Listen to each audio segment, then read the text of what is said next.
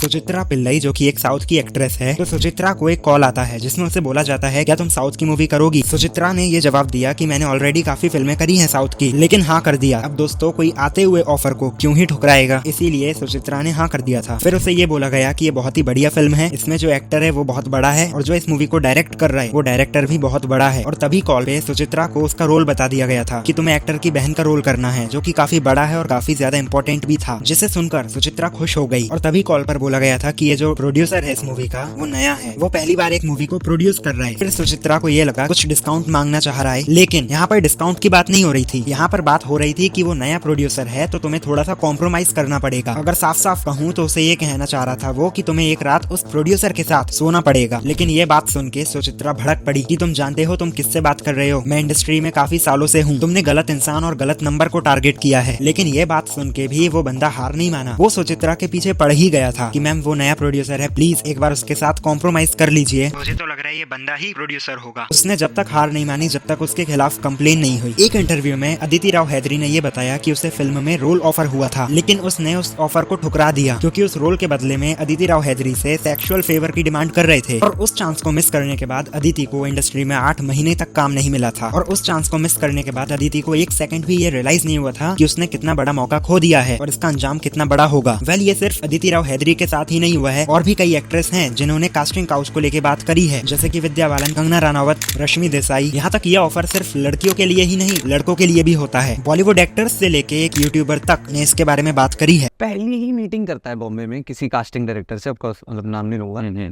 और आप मिल रहे हो, एक बार मिल रहे हो, 2 बार मिल रहे हो, 3 बार मिल रहे हो, अब तीसरी बार में आपको समझ आता है कि यार ये मेरे को रोल तो दे नहीं रहा है, ये तो कुछ और देना चाह रहा है। बिल्कुल सच बात है, मतलब उसका इंटेंशन ही कुछ। सभी को ये लगता है ना कि साउथ इंडस्ट्री में ऐसे काले काम नहीं होते हैं या फिर नेपोटिज्म नहीं होता है, कि वो इंडस्ट्री दूध की धुली हुई है। तो मैं आज शुरुआत ही वहीं से करता हूँ। अनुष्का शेट्टी ने कास्टिंग काउच को लेके ये कहा कि कास्टिंग काउच एग्जिस्ट करता है तेलुगु फिल्म इंडस्ट्री में और उसे कभी भी ये सिचुएशन फेस नहीं करनी पड़ी क्योंकि वो अपने आप को स्ट्रेट फॉरवर्ड पर्सन मानती है। वेल अनुष्का ने ये कहा कि एक एक्ट्रेस के ऊपर होता है कि वो इजी वे से कम फेम पाले या फिर मुश्किल भरे रास्ते पे चल के लंबे समय तक अपने आप को स्टैंड कर सके। राजेश जो कि एक तमिल एक्टर हैं, उनकी बेटी ऐश्वर्या राजेश ने भी कास्टिंग काउच को लेकर ये कहा है कि मैं एक स्टार किड हूँ और स्टार किड होने के बावजूद मुझे कास्टिंग काउच को फेस करना पड़ा, और कैसे लोग एग्रीमेंट, एडजस्टमेंट, कॉन्ट्रैक्ट जैसे वर्ड यूज करके ऑफर्स को छुपाते हैं। वेल ऐश्वर्या ने ये कहा कि वुमेन्स को ऐसे लोगों को एक्सपोज करना चाहिए। तो एंकर ने ये कहा कि अगर लोग ऐसे एक्सपोज करेंगे तो वो अपने करियर का चांस मिस कर देंगे। तो ऐश्वर्या ने ये कहा कि उन्हें मना करना सीखना चाहिए। मैं एक स्टार किड हूँ और मैंने ना कहना सीखा, उसके बाद मुझे इंडस्ट्री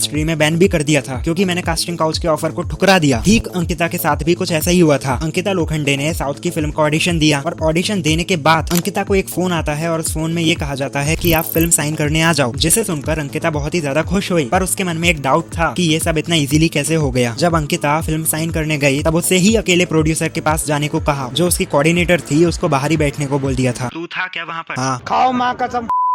और उस टाइम पे अंकिता लोखंडे की एज कुछ मात्र 19 साल की थी और जैसे ही अंकिता लोखंडे अंदर गई तब उसे साफ साफ शब्दों में ये कह दिया गया था कि तुम्हें कॉम्प्रोमाइज करना पड़ेगा। मतलब तुम ये समझ सकते हो कि एक एक्टर या फिर एक्ट्रेस बनने के पीछे जो स्ट्रगल होता है वो आसान नहीं होता है। रीना गोलन ने एक बुक लिखी थी डियर मिस्टर बॉलीवुड, जिसमें उसने यही बताया है कि उसकी जर्नी उसके घर से लेकर बॉलीवुड तक कैसी रही। रीना गोलन ने अपनी बुक में ये बताया है कि वो इंडिया, बॉलीवुड और स्पेशली शाहरुख खान से प्यार करने लगी थी और शाहरुख खान ने उसे काफी ज्यादा इंस्पायर किया है। और इसी बुक में रीना गोलन ने कुछ बॉलीवुड के जाने पहचाने नामों को एक्सपोज भी किया है, जिनको सुन के बॉलीवुड में तहलका मच गया था। उसने ये बताया है कि बॉलीवुड के कैसे बड़े बड़े डायरेक्टर्स उसका फायदा उठाना चाह रहे थे। रीना गोलन ने ये बताया कि कर्ज, सौदागर, खलनायक जैसी मूवी के डायरेक्टर सुभाष घाई ने उसका फायदा उठाना चाहा। सुभाष घाई ने ये कहा कि I want you to trust me and surrender to me completely. मैं तुम्हें अपने साथ हर जगह लेके जाऊंगा जिससे कि तुम्हारी लाइफ चेंज हो जाएगी। यहाँ तक कि सुभाष घाई रीना गोलन को उसके बेडरूम तक लेके गए थे। और इतना ही नहीं, रीना गोलन ने भूल भुलैया 2, रेडी, वेलकम जैसी मूवी के डायरेक्टर अनीस बाज़मी के बारे में ये बताया कि अनीस बाज़मी ने उससे ये कहा था कि मैं तुम्हें लेने आ रहा हूँ और हम दोनों मिलके लंच पे चलेंगे और कुछ नहीं करेंगे और बस थोड़ा बहुत फन करेंगे बस।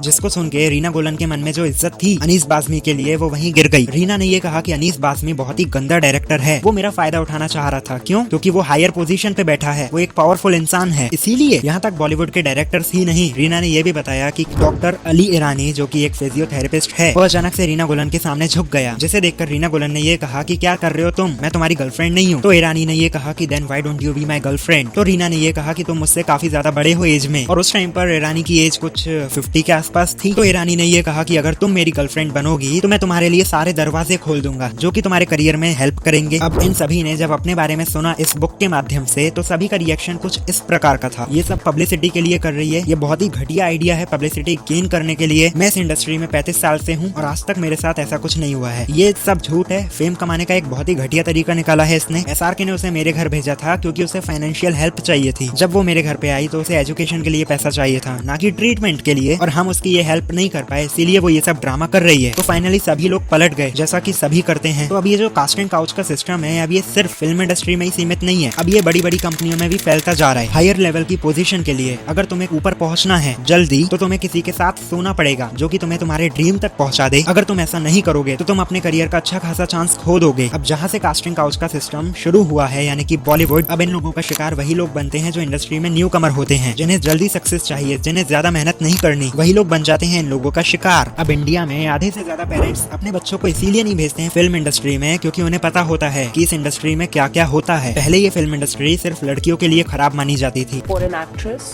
you should be happy to have sex.